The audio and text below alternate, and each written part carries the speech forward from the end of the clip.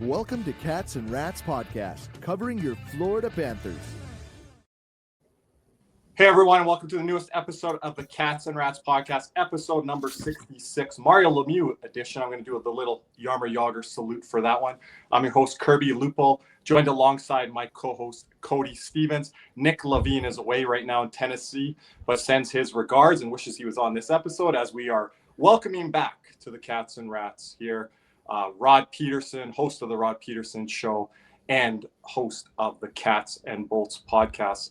How's it going, Rod? Perfect timing here with the Battle of Florida. Good to see you guys. Happy holidays. Hasn't it been great? Yes, it's been great. Some season's beatings, we could say, turned into this game. Rod, I'm just wondering, do any of the Tampa Bay media send you any texts, any messages? Maybe Patrick Maroon. What do they call him? Bugsy there, Ryan Malone. It's really heating up here. What is your take? What is your interpretation on this? Obviously, you're dealing with both fan bases. You had a watch party here, I think, the other day. What's your word from inside both organizations here? Well, I love it. Today I was down at the rink. I know we're going to get to the Winter Classic talk, but I was at Marlins Park, Lone Depot Park, with George Richards from Florida Hockey Now, and we were going over last night's post-game news scrums with both coaches and the players after the most recent Battle of Florida. And George smiled. He goes, "These two teams freaking hate each other." And we kind of got into the coaches, and he goes, "I think there's a healthy respect on each." I said, "I don't think those guys hate each other at all, Paul Maurice and John Cooper. They're two good Canadian hockey coaches in their mid-50s that get it. They get it, and they can't totally control what's going on out on the ice." But I had Lightning fans getting up in my face last night. Listen, you see what I'm wearing now, but I wore it for you guys. Lightning fans are like, "Rod, you're a Panther fan, admit it." I honestly am not a fan of either team. Makes it a lot easier to do my job and host that podcast to stay in the middle, but it's getting really tough. Not that I'm picking a side, but when I started 5 years ago, when I came here, these teams actually, they got along, and the fan bases got along, and now it's outright hatred. I personally love it, but it's like, leave me out of it. Yes. This rivalry is, let's be real, it's the biggest rivalry in the NHL currently standing. These two teams, whenever, I texted Kirby before the game last night, and I was at work last night, so I couldn't watch the game. And I told him it's going to be a gong show because Tampa was pissed about the whole Hagel thing. Hagel's gotten hurt the last 3 times he's played Florida. And the one news thing I saw, Scott Sabourin got called up by Tampa. I'm like, oh, Lord. So I know exactly where this is going to go. And I get off work. 16 or 18 power plays between the two teams. Tampa had a full penalty box. Guys just going at it with one another. I guess for you two, you guys are old school hockey fans. And as a newer hockey, I don't want to creep on this rivalry because I understand the significance of it. Is this reaching Detroit, Colorado territory? Mm-hmm. Where these two teams can't do anything civil with each other. I'm asking for one good game of hockey, and when these two teams play, that ain't happening. It's just it's actually kind of funny at this point because for years, as Rod, as you said, cordial. Because when Tampa was sometimes good, they always had the one conference finals run here and there.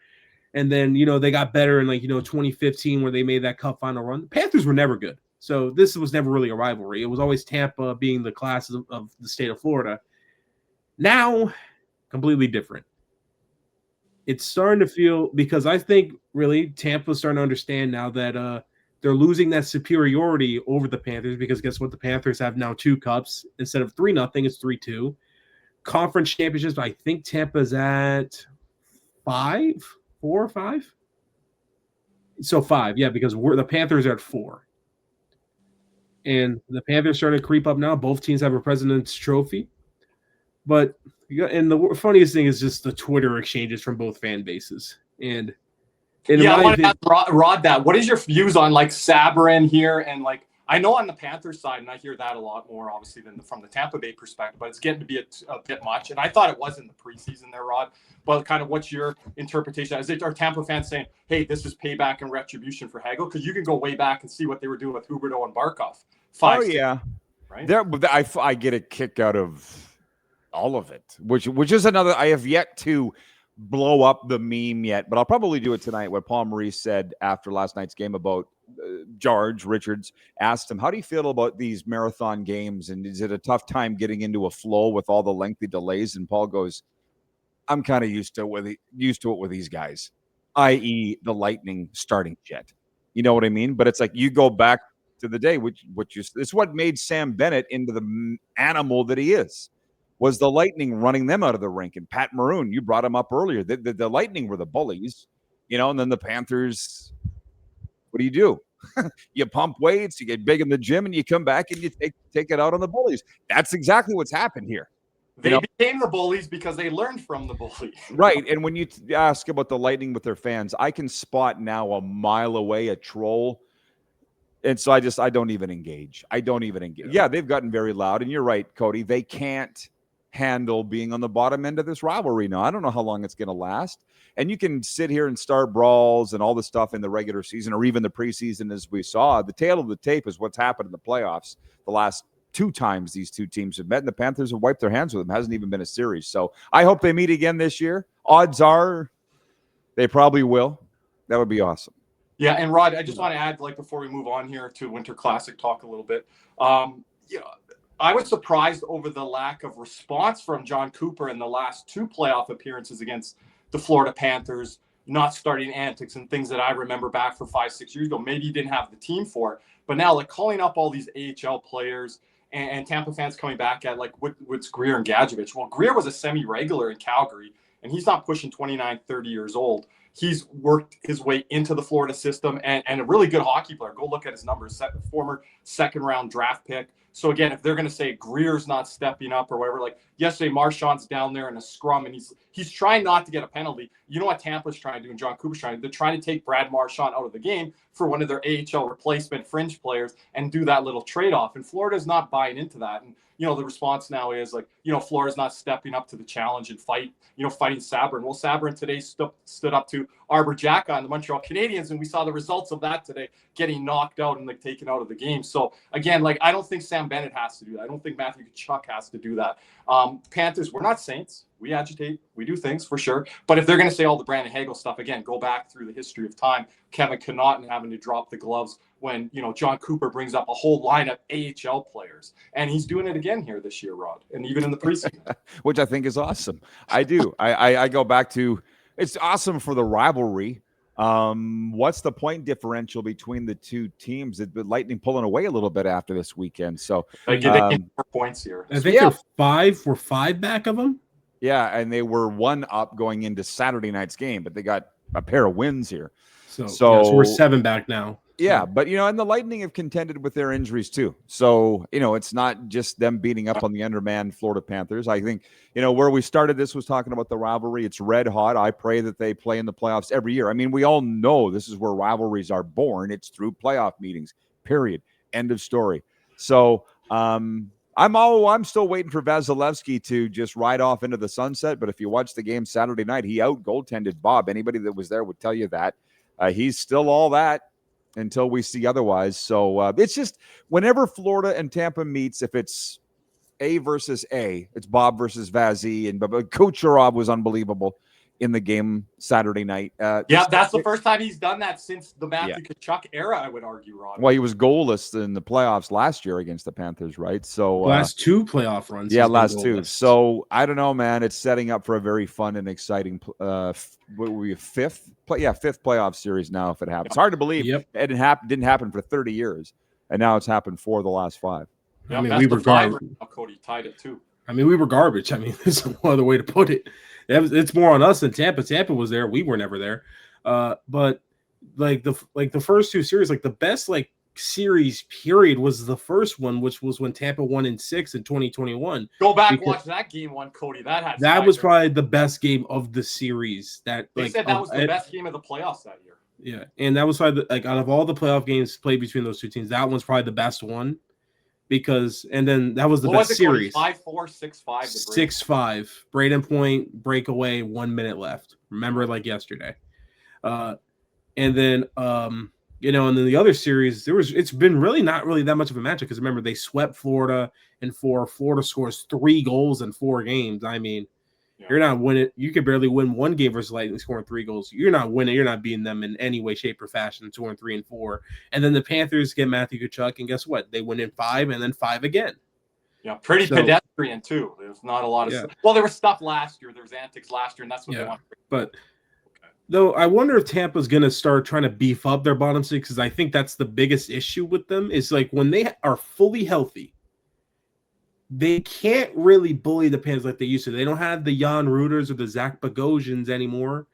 Like Yanni Gord, guys, even Maroon. Yeah, Maroon, and then Belmar was a big part of it. Perry didn't help either. I'm blanking on other guys, but you've said enough. Yeah, but those were the guys that used to bully the Panthers all the time, and we could not handle them. Yeah, we couldn't find ice against them. But now it's kind of flipped, and look, it's always exciting. I think Tampa's going to make moves, Cody. Oh, 100%. JBB is not going to sit quietly. That's just not his style. No. If he wants a guy that he wants, he's going to go get him. And as I reported this last week, Rod, or two here, I don't know if you've heard stuff, but I think the Panthers are really shopping here for, bottom pairing replacement, be it Belinkus, be it Petrie. Sabrango's been in and out of the lineup, Rod. I don't know what's going to happen. I tend to leave that to the Elliot Friedmans of the world. He's usually right on. They're going to do something.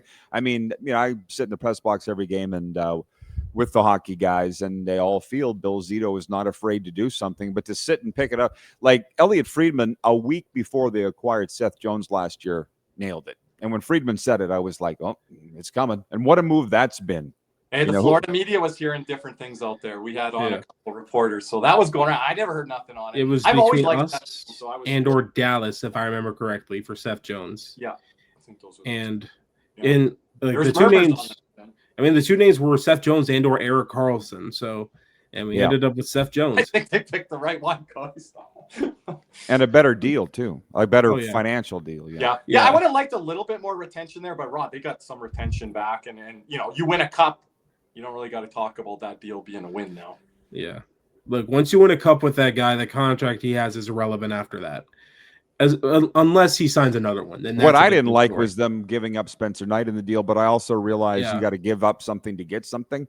I'm happy that he's playing so much in Chicago, and they're so happy with him. I was a big Spencer. And you know how much they love Bob, Rod. Like, I'm looking to extend him. So I wanted to keep Knight as much as I could, but the other thing is I wholeheartedly believe I don't think he turns into what he is in Chicago and Florida. I think he needed that fresh start. I think he needed every one of those things. Same thing with like Owen Tippett. I thought Tippett was not going to reach his potential here because we put him on every line and nothing worked. So I'm fine with Spencer Knight. I always root for him and I always have. I guess I got a second team in Chicago with Spencer as long as Spencer Knight's there. But moving forward with this rivalry, like they slapped on 2 fines today. Scott Sabrin was fined with his wacky slash on Nico Mikkola. Oh, I didn't see that one. He was okay. After Mikkola kind of just that, it's funny. They got some Tampa fans tried to make that hit out more than it was, and I'm like, that's the one hit. You guys think Mikkola was dirty? I thought the one on Gergensen in the playoffs was way worse. Yeah, you got the one on Gensel like 2 weeks ago. That one was not that one. That wasn't a good one either. And then Sabrin goes crazy, and then Anton Lundell gets the $5,000 fine for the high sticking on Jake Gensel. Oh, okay. So, yeah, that's interesting. nothing for Gensel though on degree or nothing there. Okay, that's just hockey. So we just need Tampa fans to say Colin Campbell's name again. So because nothing happens to the Panthers. Yeah. Rod, anything else on the Battle of Florida before we transition? No, other than I can see it going for years and years and years. Like I don't follow the Lightning roster as closely as I do the Panthers, but I do think the Panthers are going to be good for a long time. I think Tampa no reason to think they won't be good for a long time. So as long as these both teams are up here, these games are going to mean a lot every time they play. Yep. Yeah. The only question for Tampa going forward is once Hedman is kind of off that cliff, who's going to take over for him? Because they'll go sign somebody or trade for somebody. They're not drafting anybody. They don't have any picks. The last 2 trades they've made, they've given up both firsts. Yeah, and I'll contend the Panthers, they do not have a Victor Hedman in his prime. They do it collectively and how their scheme and system is. So we'll see how Tampa does that. But before we continue any further, let's hear a word from our sponsor, Caneswear. Panthers fever is here. Are you geared up? Caneswear in Davie is the place for all your Florida Panthers needs. They have the latest gear for our favorite NHL team. Jerseys, polos, t-shirts, hoodies, hats, and more. Caneswear has you covered. Stop by their store in Davie or at pantherswear.com. Again, that's pantherswear, WEAR.com for all your Panthers gear. And another word from other sponsor, Jeremy Beckham at Beck Sells FLA. Champions don't settle, and neither should you. Let me introduce Jeremy Beckham at Beck Sells FLA. Bring a competitive edge to South Florida luxury real estate. If you want a home that performs in all 3 zones, location, lifestyle, and long-term value, Jeremy is your power play. The clock is ticking. Let's go for the cup. Reach out now at becksellsfla.com. And listen up for our YouTube members for your chance to win a Matthew Tkachuk 20x14 autograph frame Stanley Cup photo donated to us from Les Dunbar, your sports memorabilia store. Dual certified from YSMS and the players themselves. YSMS is the official memorabilia provider for Brad Marchand. Visit Les' store online at www.yoursportsmemorabiliastore.com. Thank you very much there, Cody. We are glad to be back with Rod Pedersen here. Kind of transition here now to let's talk about some happy stuff, right? And Rod's going to be there. So yep. As you told us before we started recording here, you actually were at Lone Depot Park. I think you said yesterday or today. Quick question: how cold was it in there? It's not that bad. It's not that bad. No, normal hockey rink cold. Yeah, exactly. It was George Richards was the guy a couple of days ago was tweeting how cold it was. So I spent most of the day with him today. So I'm like, was it this cold, George? He's like, no, way colder than this. I'm like, it wasn't that bad. So I'm getting a real bang out of this, Kirby. I don't know about what you're seeing where you live, but the bitching started again. I was minus 22 Fahrenheit or even colder than that yesterday up here in Calgary. Rod, they said a cold front's coming through down there, so maybe 40s to 50s. Oh yeah, exactly. But they're bitching in Canada specifically about how can you call it a winter classic? Florida doesn't have winter. Actually, we do. It just doesn't happen to be minus 40. We still have winter. Yeah. Why should Florida be excluded from winter classics? So anyways, and then people are like, how can you? I thought it was supposed to be an outdoor game. I'm pretty sure they're going to open the roof. Like I'm interested to see how that goes. And then up at Tampa, Raymond James Stadium, where they don't have a roof at all, how the ice is going to be there. There was no lines on the ice today. That's coming, but it's pretty exciting to watch them put in the ice, old school, like the old barns that we grew up with. Yeah. So you think the preparation, Rod, is on par here? It's on good timeline right now. Oh yeah, absolutely. I don't know what day. I think they said. I think Jersey Jim was saying the first day they skate on it is Wednesday. The game's Friday. So they've done, this is old hat for them. They got their ice techs out there. It's normal Panthers people that were building the ice. I was with some Panthers people today. They're like, those are our guys out there. They're pretty proud of that. There's a lot of pride in South Florida hosting this game Friday night, guys. A lot. And I think, I'm glad they're taking a lot of pride in this because I'm not going to lie. I never thought in my lifetime the Panthers would be a part of not even host, but be a part of a Winter Classic because I never thought we'd ever be good enough. And here we are. But Gary's supposed to give everything to Florida, right? And it hasn't happened yet. Columbus got an outdoor game before Seattle did. They worked it in with Columbus, as our guy Banksy said yesterday on our post-game show. You know Banksy well, Nick Fairbanks, Rod. He's like, they worked that in. He's like, I'm not a big college football fan. I know Cody is, but they worked that in with the whole Ohio State and Michigan rivalry. They worked that into hockey before the Panthers got a sniff at one here. It's just – and it's just so exciting to see. And like as you said, Rod has the Winter Classic jersey in the background for our audio listeners right now. Our moderator David will love that. Bring in the feeling of it because I'm not gonna lie. Like I said, I've never seen an outdoor game with my team in it, so I'm really excited about that. I'm really just hoping they score. That's really about it. Just don't get shut out. Like, yeah, Rod, Paul Maurice mentioned a thing, and I'm kind of going into it like this. It counts. It's for 2 points, but it's hard to tell the players this isn't a different feel and a different atmosphere. It's going to be a lot more fun than it is on a regular competitive night. But they're still out there, Rod, to get the 2 points.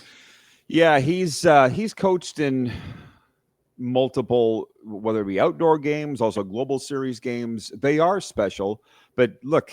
I was thinking about this the other day. At some point, I want to ask Paul Maurice if the Scotty Bowman record for most games coached is in Paul's purview, how much that means to him, because Paul's done it all, right? Yeah. So he's not going to have his guys overlook this game, underestimate this game. They'll have just the right amount of preparedness for this game. Evan Rodriguez came down and met with the media today, and we talked about this, and did not stop smiling about the idea of playing in this game Friday night. But I said, is this something the guys are talking about? He goes, we still got 2 big games first. Monday against Washington, Tuesday against Montreal. It would behoove them, as they say, to even be talking about this game yet. But Evan did say, a couple of times he referenced, it's once you get into the game, it's just a game.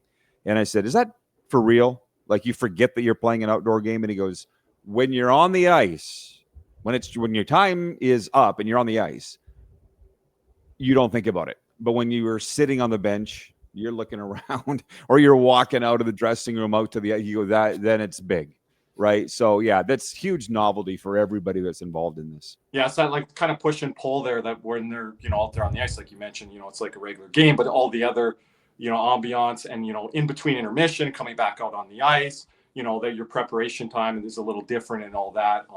Yeah, it's just going to be a different look and feel than what you're normally used to. They can always say it harkens back to their time on the pond up in Canada, Rod, or he said that Europe or up in the Midwest, but that's been a long time ago as well. Yep, Evan referenced that specifically, that you dream of this as a kid. So I'm pretty looking forward to it. Again, they have to open the roof. They have to. It's supposed to be an outdoor 100%. Game. Yeah, I mean, you look around. I'm looking at some of the new facilities in the NFL that are being built, specifically in the AFC West. Vegas Raiders are in a dome. Kansas City doesn't have an NHL team, but Denver Broncos are building a dome. There's not going to be the opportunity for outdoor games in those facilities unless they open it up to playing in a dome, which kind of defeats the purpose of outdoor games. That part I would agree with the people, but here the roof's got to be open. I just think that they've figured out ice technology, and they need to crank down the air conditioning and pump up the humidifiers in there. So they're keeping the roof closed all week. I don't know when they're going to crack it. That'll be exciting though when they do. Yeah, like our guy Jersey Jim said, Cody, they got the big, refrigeration trucks there, and they're really. Oh yeah, but as of right now, this is the current weather forecast for because Marley Park is in a little town called Little Havana. So I have to be exact here. It looks like around puck drop, which is probably going to be. The game's supposed to start at 8, so puck drop probably won't be until about 8:20. So because when it's a big game, the NHL puck drop times are the worst. And it's going to be right around 60, probably around 60 to 50 to 60 degrees, right around puck drop. So it'll probably be a nice, cool night, good enough to try to open the roof, because I think they said they built the ice thicker than they usually did. They should. It was 80 today. Right around 80. I don't know if you were checking the forecast or not, but it was warm when I was walking around the rink. So, and I go back to that. I mean, this lady that I know from Canada, she was literally bitching. I'm like, you'll find anything to bitch about, that this, this doesn't scream hockey weather. I'm like, again, why should we be precluded from fun events like this? I think it's awesome that they're doing it. Yeah. And a team that has earned it, and they've earned it over the last 5 to 6 years here. Rod, I want to ask if you think there'll be maybe potentially 2-part question, any delays or anything like that. And the second thing, just more of a comment, Rod mentioned Paul Maurice's age there and going for the Scotty Bowman record. This still blows my mind, Rod. I found this out about a year and a half ago. Paul Maurice is younger than Bill Zito. I don't think all fans realize that's the one thing. Paul Maurice started when he was 28 with the Hartford Whalers? Maybe like 26, I think. So he was young. He was thrown right into the fire, and he's stood the test of time. I mean, with Hartford, especially when they moved to Carolina. We don't talk about the Toronto stint because really no one remembers it. I don't even think Paul remembers it. He does, because he's brought it up a couple of times. Has he brought up John Ferguson? Yeah, no, but not an easy place to coach. Not a lot of fun for Paul. It's funny, Cody, you bring that up, though, because they've vanquished the Leafs twice in the playoffs. Well, once in Paul's time. You can't tell me that did not feel good. And when he gets those speeches ready. Yeah. Yeah, exactly. And both of those series, we clinched them in Toronto, just in time for good old Paul. But the currently, one game we had 5 goal scorers. Was it game 1 of the 23 series? It was all Ontario-born players, Rob, in that game. we have Verhaeghe, Cousins, Monter, I think. Monter scored. Verhaeghe scored twice, actually, I think. Didn't Ekblad get one? Someone else? Ekblad got one in game 5. And what's really hilarious is Nick Cousins, Sault Ste. Marie Greyhound, ended Kyle Dubas' time. That's the one Kyle Dubas let get away. But as of right now, Paul Maurice is 174 games away from tying Scotty Bowman's all-time record. So, and for those who don't, Scotty Bowman coached 30 seasons in the NHL. Paul Maurice is currently on his 28th. But this was back when Scotty Bowman probably, in today's game, Scotty Bowman probably have a little bit more because this was back when they played less games, I believe. So, yeah. Okay. Pomo's got nothing to apologize for that. I mean, he just signed a new deal last year. Yeah. I think he's going to. The beautiful thing about this is he's not going to get injured. So he's not going to miss any games. So he's gonna break it because there's no way, unless something crazy happens, for as long as I can see, he's going to be the head coach of the Florida Panthers as long as he wants to be. Yeah, for sure. I mean, it never ends well for anybody, but nobody's ever had this kind of legacy here. Yeah. And, they rave about him in Winnipeg. I got a lot of friends in the Winnipeg media who just absolutely adore him. We still don't really know what went down, and you could put a gun to Paul's head, and he wouldn't tell you why he left. Per se, wouldn't name names. But he just loves being here so much. Who doesn't? But the last game before Christmas, we were dispersing after the last media scrum, and he goes, hey, and everybody snaps. And he's like, you all make sure you have a Merry Christmas and season's greetings or whatever you're into. And look forward to, God willing, we'll see you on the other side. And I'm like, who does that other than a really good guy, Yeah. And, a lot of our fans love his post-media playoff scrums. I think the playoffs is where his true magic happens. Like Barkov left game. Like Barkov left against the Carolina Hurricanes Eastern Conference Finals in 23 in the middle of the game. And I forget who asked him, like, any update on Barkov. And he goes, yeah, he had a bar mitzvah. And well, think about that, though. When the pressure is off the charts, he is at his calmest and funniest. That is a very rare trait. And Rod, I think he knows he's going up against major markets, major media teams in this Atlantic division, the Boston Bruins, Toronto Maple Leafs. So he's really used to this. He's coached in Carolina, playing them twice now. So he's really used to this whole, circus thing. I just realized he's beaten both teams that he used to coach on the way to the Cup last year. Yeah, so because it's a nice feeling. Oh yeah, I mean he has the same amount of teams coached as Scotty Bowman actually. So Scotty with St. Louis, Montreal, Buffalo, Pittsburgh, and then Detroit. Paul Maurice, Hartford, Carolina, Toronto, Winnipeg, and now Florida. Yeah, and then at the end of Scotty Bowman's career, he only picked up 4 or 5 Stanley Cups in about 12 years there. So yeah, I mean nothing too crazy. Just became the greatest coach of all time in 10 years. That's nothing too big there. And Paul Maurice became the greatest Panthers coach ever his first year. Yeah, two guys even more so. Paul Maurice kind of establishing his career in the second half. The back nine of his career. I would be remiss not to ask Rod here before we do let him go, Cody. I don't know if you have anything else, but I have one after we let Rod go. But might as well bring out Matthew Tkachuk now in the news today. Yep.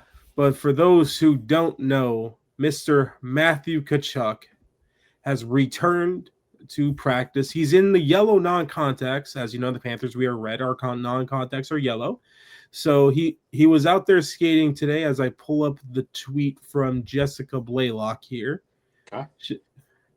All right, I'll just pull the one up from the Panthers social media site right here for our YouTube watchers. There he is in all of the glory. Mr. Matthew Tkachuk is back on the ice for the Florida Panthers, and the rumor is he is aiming to come back for the Winter Classic because as the greatest showman Matthew Tkachuk is, I find it hard to believe that if he can play in that game, that he won't.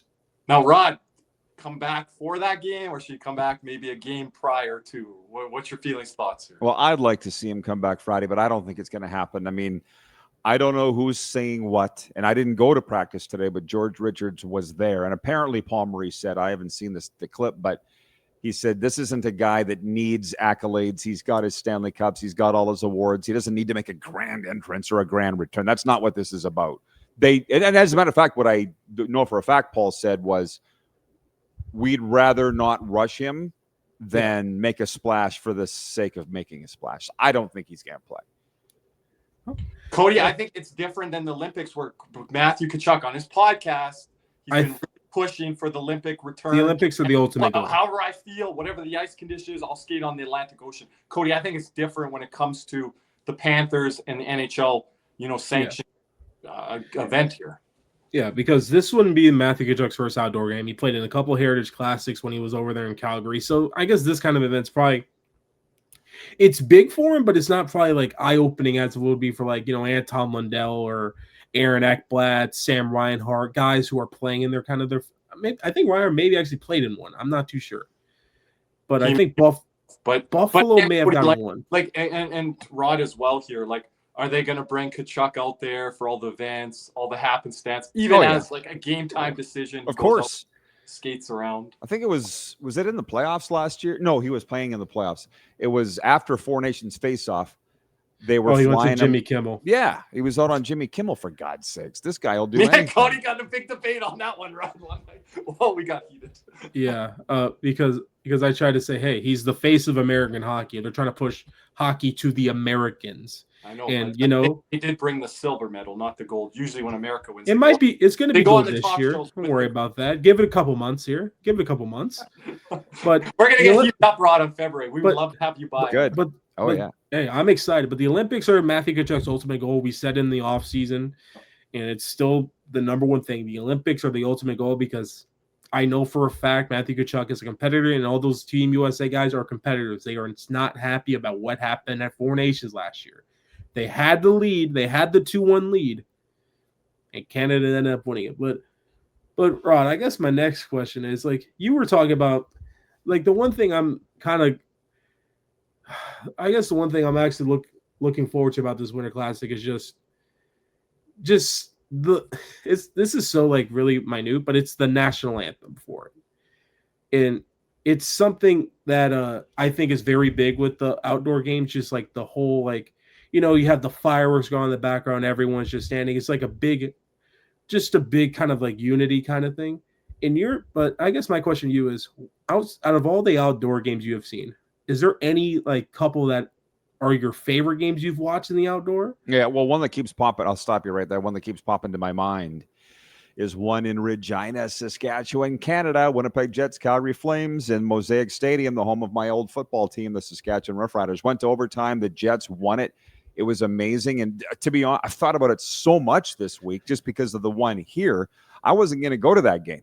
But my buddy Brian Munns was the color commentator for the Jets. He's like, no, you got to go. You got to go to these things because it's unbelievable. It's like a Super Bowl. It's like a Grey Cup, which is the Canadian Super Bowl. So I went, and he was right. And all the events that were associated around it, there was a luncheon the day of the game. I got to visit with Gary Bettman. That was amazing. So here today, with them having a media event on the Sunday, the game isn't until Friday. It is an event. So they do it so right. It's not just a game. I get that the coaches are going to have to probably calm the players down the closer we get to Friday because it's huge. This is an event, Cody. So that would be – it just is they're all fun to watch. I think the very first one was in – where was it? Buffalo, when the ice was so bad and everybody was the very, very first one. Yeah. And the people were like, what did we get ourselves into? And now there's been a ton. I hear people bitch that there's too many. I don't think there can be too many. I love them all. I love the outdoor games. That one with Montreal there, the famous Jose Theodore Tuch there, the classic one. And then the one in Calgary, Rod, I never went to that, but my friend went to it. And he sat, I think, at the very top. Yeah. I think it was minus 30-something with the wind chill. Celsius. Yeah, people want to bitch they're playing here. I'm like, if you want to go sit in that, go ahead, man. They did not enjoy that so much. So. No, why wouldn't you want to be here? Why wouldn't you want? That's just jealousy, as far as I'm concerned. Yeah, and And like I said, the biggest thing for the Winter Classic for me was the jersey, because we never had a special jersey like that for one game. And I mean, the Winter Classic brought up some absolute beauties in the past. Nailed it. I mean, like, they've nailed this one. You like it, A-Rod? Hey. Oh, I love it so much. Everything about it. I love the gloves too. They're going to wear with it, but I guess I'm still trying to figure out how. Yeah. Miami hockey in the 1930s, supposedly these stripes are symbolic of them. Yeah, like, that was part of mine and Cody's contention on that. Yeah. That was just revealed to everyone. Mine was like, I don't like the front crest. Because I don't like I understand, like, let's go back to night there. I'm like, why are we trying to harken to a time where we didn't even exist? So that's just me. But and they've always teased us with the leaping cat rod, and now they've given us this version. Like, they had the one on the helmet. I really like the one on the helmet, but they kind of went back to it. But again, it's a one-off. And it's going to sell whatever they put on the jersey. Sell. Like, I may not like the front cap, but I'm going to always have to appreciate that jersey, because that you're was buying it anyways, though, because you're a jersey head. I have to. It's like, Cody, don't you see these everywhere around South Florida right now? It feels like everybody's got one. Well, and I think it looks really good if the coaches jacket. This is the part I've said, Rod. The polos, the sweatshirts, like on the toque, beanies, whatever you guys want to call it. I think it looks good on that type of accessories, and they're going to sell a lot of that. So, what's hilarious is all my friends. I've watched hockey all my life, and a couple of my friends, I've kind of tried to get them into it, but now that the Panthers are winning, like, unfortunately, South Florida's a bandwagon, and you got to win for the fans to come. And they're sending me pictures, like, the Christy gets like, yo, I got this Eckledge. I'm like, when did you start watching them? This is what I said the other day, Rod. It's like, Banksy mentioned yesterday, well, fans have probably jumped on with these playoff runs, but you're going to get new fans here, Rod, jumping on for this game that is going to be for generations, hopefully, to come. And that's the whole idea. And this is the first time, really, because the Panthers like to market themselves as a Broward County team. They've never done much with Miami-Dade ever since they left Miami Arena. But this is the first time the Panthers are playing in Miami since they've left Miami Arena. So that's another special thing, because the fans of 96, because it's like, oh, we're back in Miami, back where it all started, where Miami Arena was the loudest. You had the home of the Rats, all of that. And I think that's a big nostalgia thing for the people, because they're like, man, when was the last time we went this far down south for a Panther game? And Cody, they're probably not going to do that in the future with the Fort Lauderdale and, the War Memorial. That's the future ahead, right? So yeah. Nice that they're doing an ode to the OGs and OG era. But I expect this team to come out flying Friday. Flying. Be a good game. Yep. I don't know what to expect out of the Rangers. I don't think they know what to expect out of the Rangers. But that's the one thing we haven't said. We've talked everything except the opponent, the New York Rangers, and I think JT Miller was in a sling last time I saw of him. So I'm not too sure if he'll be ready for the game this week. But the New York Rangers go as far as Mr. Igor Shesterkin takes them. Well, I have to mention this name because he's been on the road to the Winter Classic. They said Matt Rempe's getting ready for this. No, that'll be fun. No, with all the could you imagine if Tampa trades for him? He fought his first game was I hope they do. Right, and he fought in that game. Oh, that's Tampa's new trade target, Matt Rempe. Maybe he goes there. So yeah, but yeah. But Rod, before we let you go, anything else on the Winter Classic you want to let us in on? No, just I don't really understand. You guys are quite a bit younger than me, so you could tell me how that works with the bots. I just heard yesterday because they're like, oh, this game's got a lot of empty seats. I'm like, well, I thought it was sold out. And they're like, no, the second it went on sale, all the bots snatched them up. So it's technically sold out, but there's not necessarily going to be people in those seats. So I don't know. I thought Bettman talked to us in October here in a news conference and said that the game was going to be sold out, that it was nearing a sellout. So I don't know what to expect Friday night. It's going to sell out. It's because the other thing is, like, it's not only the Panthers, it's the New York Rangers too. And guess where all their families go for the holidays? Here. Yeah. Oh, it's brilliant by the NHL. Yeah. Had to stay an extra week with everyone. Our very own Nick Levine. I mean, it's funny. Half the Canadians that complain about us, you come down here for vacation. Of course. And so if it was the Leafs, it'd be the same thing. It would still sell out because guess what? All the snowbirds Rangers there would come down here, and guess what? They're going to go watch the game because guess what? They're going to be like, oh, that's a pretty good excuse to go down to Florida, eh? Yeah, and the Snowbirds. Yeah. Like, come on. Like, and I'm gonna see like all the trolls like this game shouldn't be happening in Florida. All right, well, play better hockey. I'm buddy. already seeing it. Yeah. Like here's the thing. You guys are second. We'll be here live streaming. You guys are bottom of the East. Fix your team before you come at us. We have the cups to at least tuck us in, and if we miss, for which I doubt. But what do you guys have? It's just a product of winning. They're coming at you with everything. If this is just another byproduct of it or another example of it, Rod, I'm fine. People hate winners. Just embrace it. It's the number one enjoy thing it because it's not going to last forever. That's right. No, I'm enjoying this. I've never been on this side of it, so. Well, we were losers for what, 26 years, 27 years? Cody, I have to go through old rosters with you last night. Oh my gosh. I'm struggling with some of those guys. Yeah, we got Sam Reinhart, who's bona fide a top 6 winger in this league, and I loaded up NHL 09 the other night, and our top winger was freaking Nathan Horton. I'm like, oh boy. All right, so he'd be on our third line now. Yeah. Actually, no, it's not second line. Let me not disrespect Mr. Nathan Horton. He was a great player for us. Somewhere between that second or third. All right, guys, has that got it? Yeah, Rod. Let us know. Wherever we can follow you, what's ahead. You're always busy there with the Rod Pedersen. Well, a lot of the week we're off. We're on the air Wednesday, Friday on Game Plus TV with the Rod Pedersen Show, and our producer of Cats and Bolts podcast, for whatever reason, felt he needed a couple of weeks off at Christmas. So not a great time for him to dip, but that's okay. Our social media channels are busy at the Rod Pedersen Show, Cats and Bolts Podcast. So following, ask people to follow us just like they follow you. I enjoy you guys' content and glad to be on with you. Enjoy the game Friday night. Thank you, Rod. I got to add this for our boy Nick Levine. He doesn't care about all the sports stuff. He could care less about that. The politics in that world. You had Sarah Palin on your show. He was. That was a nice surprise. Very nice surprise. Ron Duguay is a good friend of mine, and he had threatened over the years to pull her on in a cameo, and he actually did it Tuesday, December 16th on my birthday. I said, hey, Dukes, I saw that you were in New York, and Sarah got to meet Kenny Albert. How was that? And he's like, why don't you ask her yourself? And he pulled her onto the screen, and I'm like, oh my God, that was pretty. People's heads in our communities exploded. They don't send me stuff about the hockey. They send me about that. They're like, oh, wow. That's good. But for our listeners watching, thank you once again, Rod. Please tune into the Rod Pedersen Show. One of my favorite shows to tune into, especially on the Wednesdays and Fridays. One of the more knowledgeable guys in the sports world. Hey, and as myself, I'm trying to get into the CFL, as I've told Rod a couple of times. If you want to try, for our football fans down in South Florida, you're missing the football during the summer.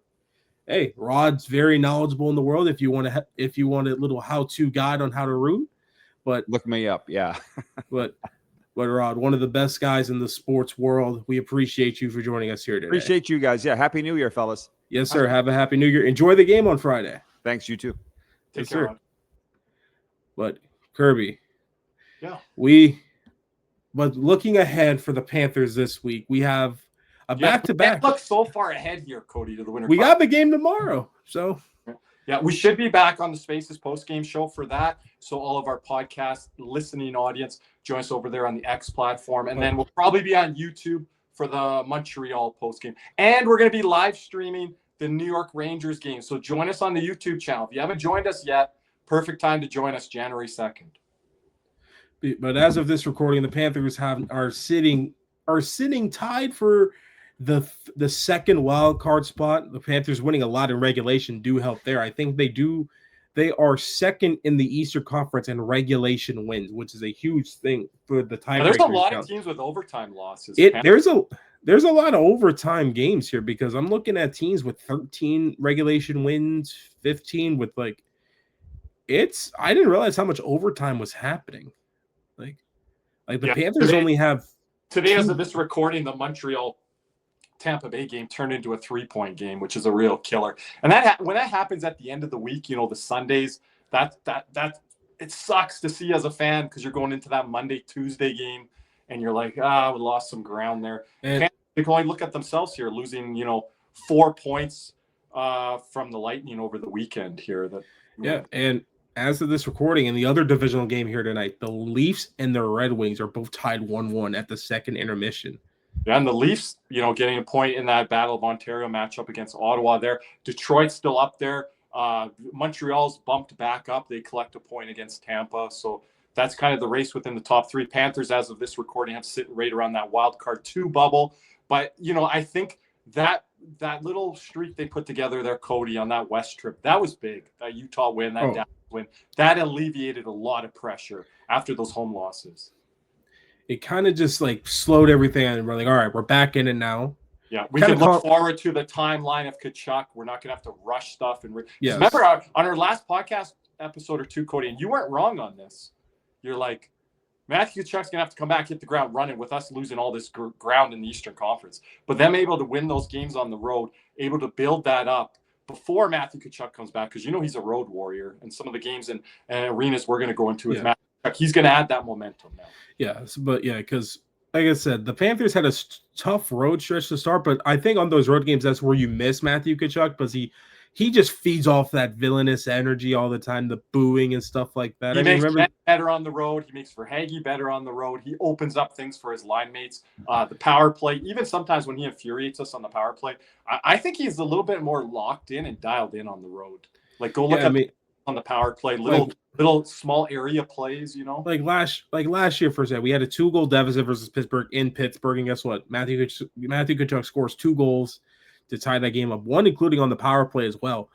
And remember the game in St. Louis where did he get the hat trick that night? I know he got 2. He had 2.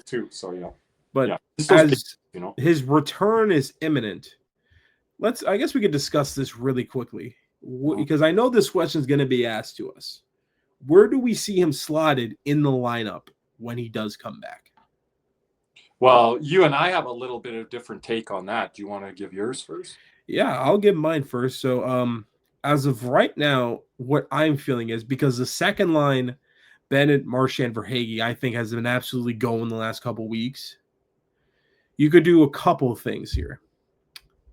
One, you can bump Lusto down to the third line, and you can throw Lundell, Tkachuk, Reinhart. And Tkachuk has played phenomenal when he has with 2 guys who can play the defensive game so well and allow Matthew Tkachuk to kind of cheat a little bit. Cheat for offense and kind of create a bit more. And guess what? And he's on the line with one of the best finishers in the game in Sam Reinhart. And Anton Lundell and Matthew Tkachuk do have chemistry the last couple of years. I've always wanted to see Lundell and Tkachuk together, so I'm for that.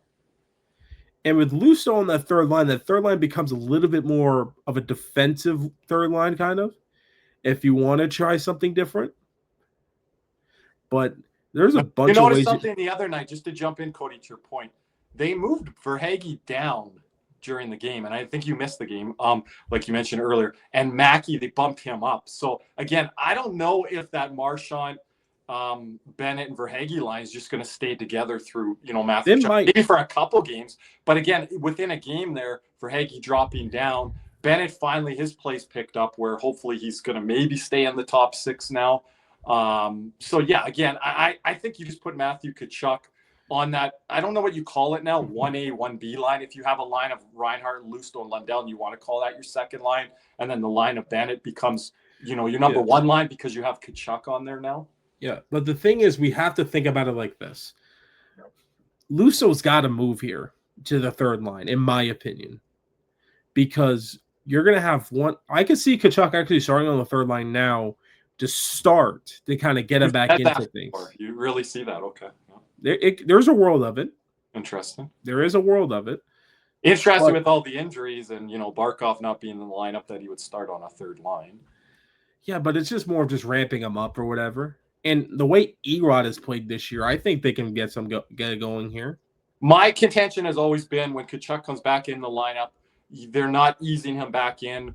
You're saying it with the 5-on-5. I heard fans, and I know you are on my side on this one, fans have said, well, maybe they'll ease him back in on a power play 2 unit. No, he's going to go on power play 1, and he's not going to want No. He's not going to want to come off. And I think that's the one thing we agree on here. On the power play, I think Bennett comes off power play 1 and Tkachuk inserts, and I think Tkachuk takes a spot. Here's the reason. Because you're not taking Seth Jones off. That's your one defenseman on there. Brad Marchand has been your best player this year. You're not taking him off. Sam Reinhart, you're not taking him off. There's no explanation for it. And it's between Verhaeghe and Bennett. The only difference is Verhaeghe is the better perimeter threat of the two. And what Bennett kind of brings is what Tkachuk brings, except Tkachuk's a way better passer. And what Paul Maurice has done this year, I want everyone to watch for this, because with Matthew Tkachuk coming back in the lineup, I don't know if he's going to continue doing this, because he always gives Matthew his minutes on the power play. But when the power play 1 hasn't been going this year, and hey, we're just coming off a game that we went 1 for 10, by the way, he'll throw out that second power play unit to start.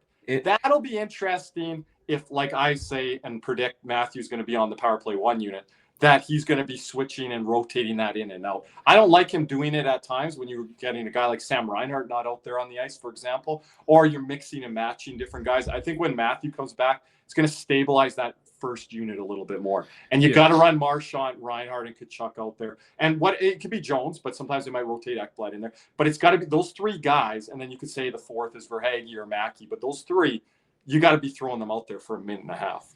Yeah, and it's just and they might do the rotation thing with Verhaeghe and Bennett, like whoever's hotter is on power play 1. Switch that guy out. Usually with Jones, they sometimes might switch it out for an Ekblad. But you need those 3 forwards, those 3 main forwards when Tkachuk comes back to be out there on the ice. Reinhart and Marchand. But I lean Verhaeghe just because Marchand's going to be on the right side, and he's going to because that's where he's primarily been, and Tkachuk's going to be below the goal line, whatever the case may be, kind of roaming, and Reinhart's your bumper player.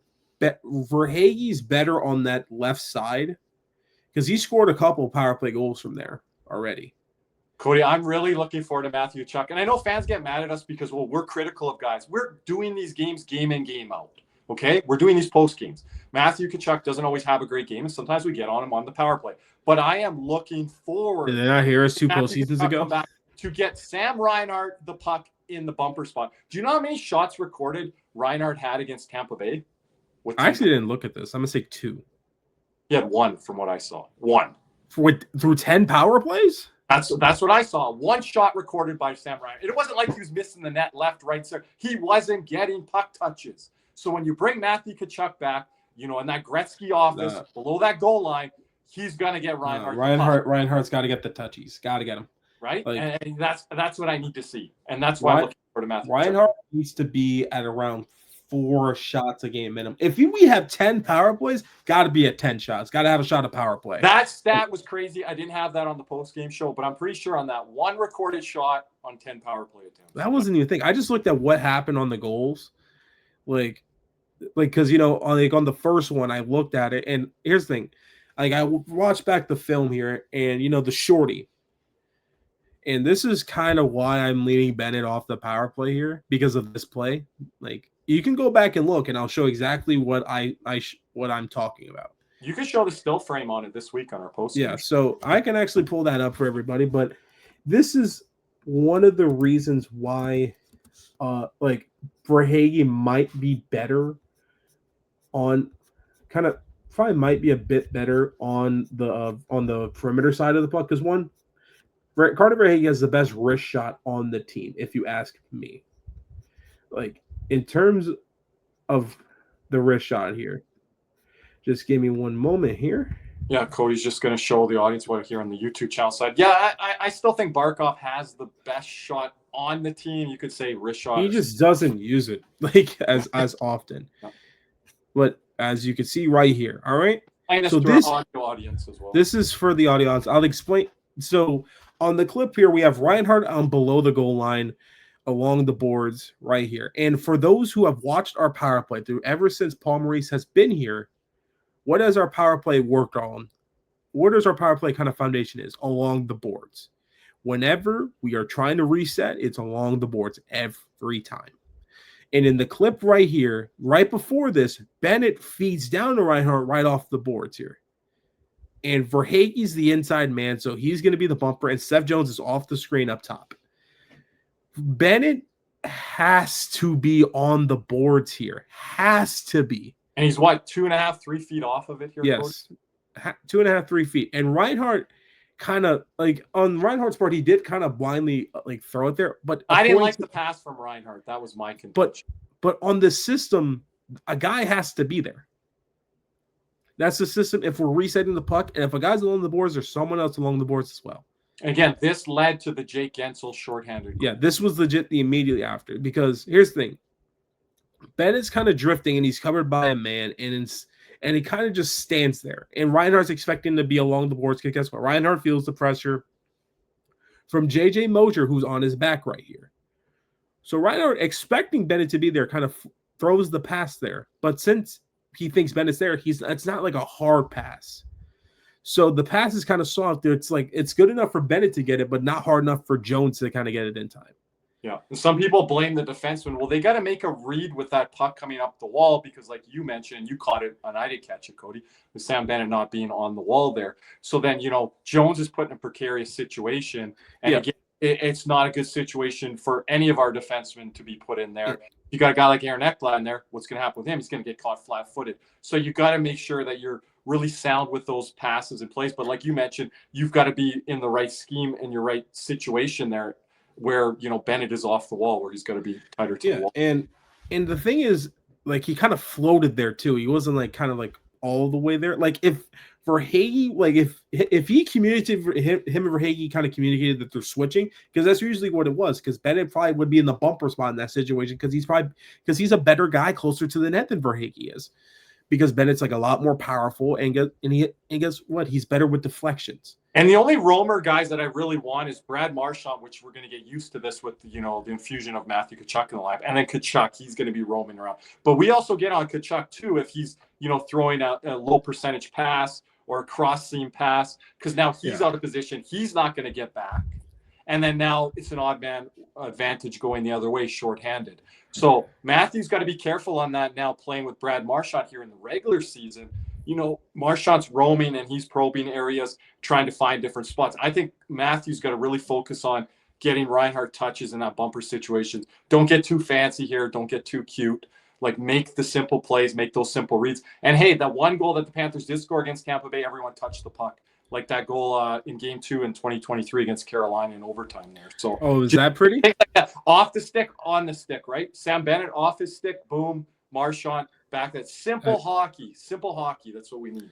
Yeah, and I mean, throw back to the Cup final, the Ekblad power play goal. Everyone touched the puck. It was on and off everybody's stick. Ekblad one times at home. Yeah, and that's what we need to see, right? And you're going to get more, opportunities and advantages there if you're creating those plays off of the power play. So that's what I'm looking for with Matthew Tkachuk coming back to the lineup. Not just what he's going to add, but what he's going to do for the likes of Sam Reinhart, Brad Marchand, and the like. Yeah, and then once because here's the thing, I don't want Marchand, Bennett, and Tkachuk on the same line. And I know that's a really hot take because people really want to see that rat line, but Tkachuk and Marchand together, I feel like I feel like they would overpass a play. Well, and you kind of have, which is unique here, two wingers that are drivers of their line as well. Yeah. You don't necessarily need that. You can have Marchand doing that with a Lundell Lusto, who can play without the puck. Yeah. Even Lundell can play without the puck as a center because he's very smart, and he will find those different areas on the ice and little seams and different things like that to move around without the puck, which takes a lot of skill, by the way, to not have to have the puck on your stick. And then a guy in Sam Bennett, he likes to drive play enough with the puck as is. So if you have Bennett, Marchand, and Tkachuk, these are all three guys that want to have the puck on their stick and carry the puck. Both wingers and centermen. I don't know how that dynamic will work. I'm interested to see them play together, but I don't know what that dynamic would be. Like, the only thing I'm upset about is I don't get to see Marchand with Barkov for another year. Like, but here's the thing. Could you imagine Marchand, Barkov, Tkachuk, Reinhart, and Jones on the power play? All right. So I think we've missed some of that creativity, having Tkachuk and Barkov out of the lineup. Getting Tkachuk back, you're going to see some of that added. And then when you get Barkov back eventually, you're going to have I miss Barkov again, even more this time. But everyone will be asking for, hey, someone's got to shoot the puck, because Tkachuk and Barkov, they're always looking to be that. Marchand probably won't be afraid to do it. Yeah, that's the big help there with having Marchand. Because sometimes when you just have Reinhart and then they kind of lock in on him, you don't have enough guys out there looking to shoot, and you're looking for guys just to facilitate, and that's where you get into the overpassing. I think having Marchand out there with Reinhart really helps kind of balance the passers and the shooters when this team is back to full strength. Yeah. Like, I still can't get over that Reinhart clip of like Four Nations last year. McDavid, Crosby, McKinnon, Reinhart are all on the ice, and who's getting the most coverage? Yeah, Reinhart. Locked. Sweden's like, we've watched a lot of Panthers film. We gotta lock. You think Gustav is like, yeah, we gotta stop this guy? It's like, okay, backdoor. Backdoor McKinnon. Hello, how you doing? Yep. But Cody, anything else? Again, we haven't been here a lot with the podcast audience, but again, we're doing live streams, we're doing post games, so make sure to join us over on the YouTube channel side. Hopefully, we'll be back with another podcast episode, maybe post Winter Classic, but we wanted to get this one out there to our audience to get ready for this Winter Classic here. But a lot of things ahead here, Cody. A lot of game days. We have some Olympic coverage as well coming up at the end of this month into the start of the new month. And then obviously the Winter Classic, we're going to be doing a live stream that day, so make sure to join us. But for Panther fans, get ready. It's going to be an exciting week. If you are in South Florida, go explore all the festivities that are there. It could be a meet and greet. The only thing it sucks, there's no alumni game. I really wish we could have had one. Yeah, and I don't even know if there's going to be a media game. They should have had some of that going. That would have been interesting. They could have done it too with the Rangers alumni getting things going. The Panthers, they've started to really build that up with Vinny Viola bringing back some of the tradition, even though we lack some of the, tradition from versus other teams. We would have back a lot of guys. Let Stephen Weiss go out there for an alumni game. Bring back some, like half of the 96 team and then parts of the 2000 onward era, Yeah, just bring some of those guys. That's the only thing. But please go enjoy those festivities, because there's no telling when South Florida will ever even host an outdoor game ever again. Yeah, and just like everyone took in, I've got the shirt on here. I was going to show it to Rod, the All-Star event. I love this shirt. So, yeah, just take this all in, and it's going to be a great event. And I'm looking forward to, new fans growing from this event going there that, weren't even fans of the sport. Yeah. And they're probably like some young kids who in the future are just going to have this as like a core memory. So that's going to be awesome to see. But a lot of excitement going this week. But first, the Panthers got to take care of business, starting with the Washington Capitals tomorrow night, and then they got Le Canadien de Montreal, the team that game's going to be interesting, because that's a team that swept the Panthers last year. Yep, 4 games. So, I mean, but one of them was off like a fluky that fluky behind bounce. I had to go for a walk after that overtime loss. I was actually crying laughing when that happened. Yeah. Because it was absolutely hilarious, because I'm just like, wow, we were just not meant to beat this team. Yeah, this year. Montreal will be rested, and Jacob Chychrun trying to make the Team Canada lineup. We did our Team Canada show there last time, scoring overtime winner there the other night. He's really rolling right now. So I'm a little worried about this Washington Capitals team. A lot of guys to play for things and Olympic spots, especially in the red and white. So but the Capitals are coming in on a bit of a cold stretch here. A little bit. Yeah. They are 3-4-3 in their last 10. So they have been collecting points and have been moving up the Metro, because teams like the Devils and Penguins have been falling back. Yeah, the Devils outside of a playoff spot right now. Yeah. Washington's in a prime position here, so Panthers got to be ready for both of these games here. Let's be real. Like everyone thought, the Philadelphia Flyers are looking pretty good. And before we go, everyone on our YouTube channel side, also on our audio side, make sure to drop us a follow. Cats and Rats Podcast on Instagram. Make sure to drop our boy Big C's a follow as well. Caesar Inspires. He's always doing a lot of great things. I think he's just going for a night on the town. I think he's in Anton Lundell country tonight. Oh, is he on Las Olas? Yes, he's over there today.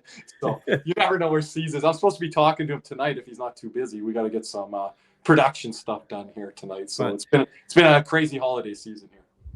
But once again, shout out to Big C. Check out his new episode with Corey Cubano with I think it's the Savannah Bananas actually. Yes, so go check out that interview that is on his YouTube channel at the Big C Show, and please hit the subscribe button. I mean, my man Big C is close to 1,000 subscribers, so go help him out there.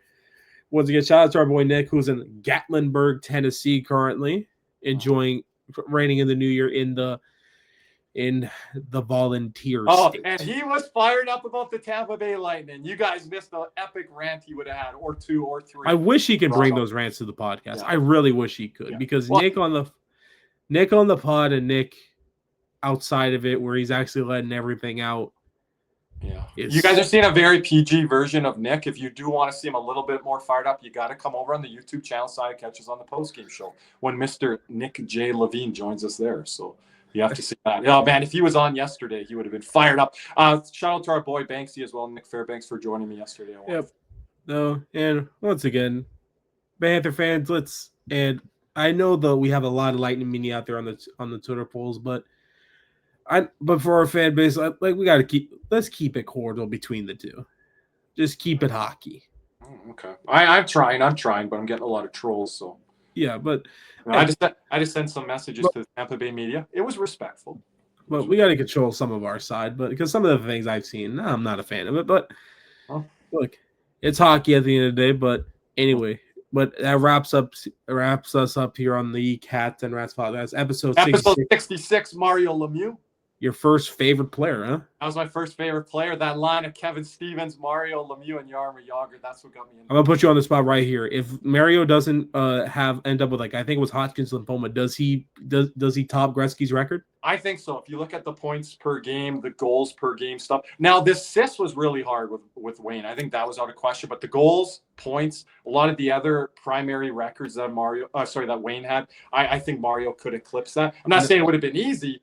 But, that, and then, the back injuries and the different things that he had to deal with. He was also playing the clutch and grab era, and they treated Mario a lot different than Gretzky because he was a bigger guy, 6'4", whatever he is, big guy, heavy guy.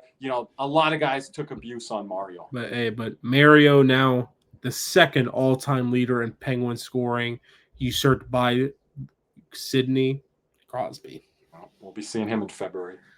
Oh. Yeah, hopefully on the losing side of it. But we appreciate you guys for watching. Once again, leave a comment down below. When do you guys think Matthew Tkachuk's going to return? Because I got the date wrong. I thought it was going to be against Tampa off the break, but he returned to practice a little bit too late for me. So make sure to give us a thumbs up on the podcast episode. You guys are doing a great job of it, our live streams. But over on the podcast side, if you're on YouTube side, make sure to just give us a thumbs up there. And don't forget, sign up for our bronze, silver, and gold memberships, a home to some exclusive giveaways like that Matthew Tkachuk 20x14 autograph frame. Shout out to Les Dunbar, your sportsmemorabiliastore.com. Our new gold members, Jeff V and our boy Banksy, who you're going to see live during the Winter Classic on Friday during that live stream. But anyway, once again, to our members, don't forget this is your last week to enter in the Matthew Tkachuk 20x14 autograph frame contest. But anyway, we appreciate you guys for watching here tonight. For Kirby, the absent Nick J. Levine, and myself, we say thank you. And as always, let's go Cats. What's up, Cats and Rats fans? If you enjoyed that video, be sure to hit the like and subscribe button before you head out. If you're listening to us on Apple and Spotify, make sure you leave us a 5-star review. And just like always, let's go Cats.